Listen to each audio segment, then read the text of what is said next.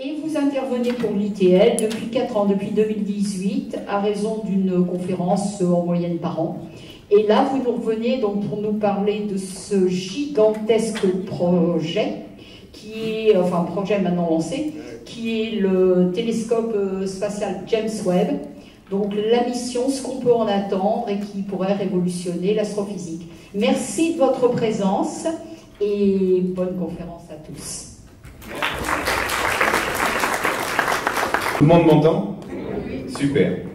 Et donc aujourd'hui, je vais vous parler du télescope qui est juste derrière moi, le James Webb Space Telescope. Alors je pense que dans cette salle, vous en avez probablement tous entendu parler. Il va remplacer, il va succéder. Alors avant de vous parler de ce télescope, j'aimerais vous expliquer pourquoi est-ce qu'on a eu besoin de construire ce télescope-là. Pourquoi est-ce qu'on a eu besoin d'envoyer dans l'espace, vous allez voir tout à l'heure, un télescope qui est probablement plus grand en termes de hauteur que le bâtiment dans lequel on est. Je vous en parlerai en 2014 et en 2016. À la méthode des lentilles gravitationnelles, je n'en ai pas parlé parce que c'est vraiment anecdotique, on va dire. Et puis les détections directes, la vitesse radiale en rouge, c'est ça, c'est quand l'étoile oscille sur son orbite.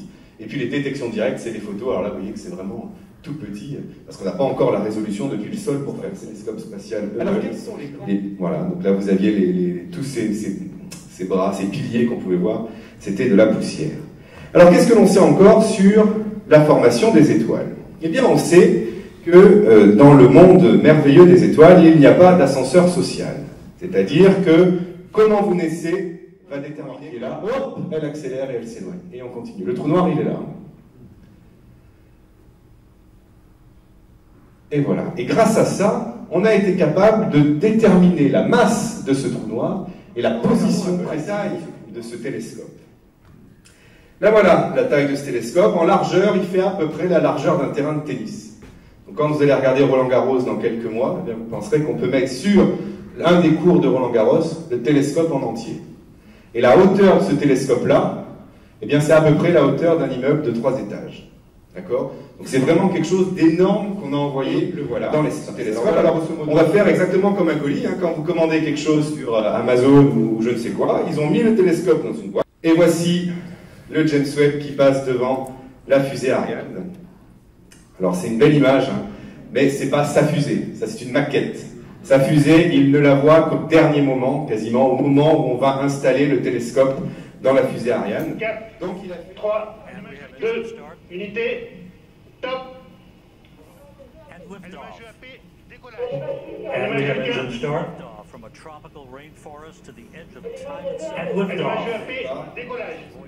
Décollage. Et c'est parti. Séparation Webb Space Telescope. Go Webb. Il y a du son. Séparation Webb Space Telescope. Go Webb. 5 ans, c'était effectivement la durée au départ de la mission du James Webb. Et puis Ariane Espace a tellement bien fait son boulot, elle a tellement bien mis en orbite le télescope spatial James Webb qu'il devrait lui rester du carburant pour travailler non pas pendant 5 ans, non pas pendant 10 ans, mais pendant 15 ans. Voilà, donc ça, si le télescope James Webb dure pendant 15 ans, ce sera grâce aux Européens. Et je pense qu'on peut être assez fiers de nous, enfin surtout les ingénieurs et tous ces gens qui travaillent pour les fusées au centre spatial. Répondons à vos questions. Taking the next step to its final orbital station 1 million miles from Earth.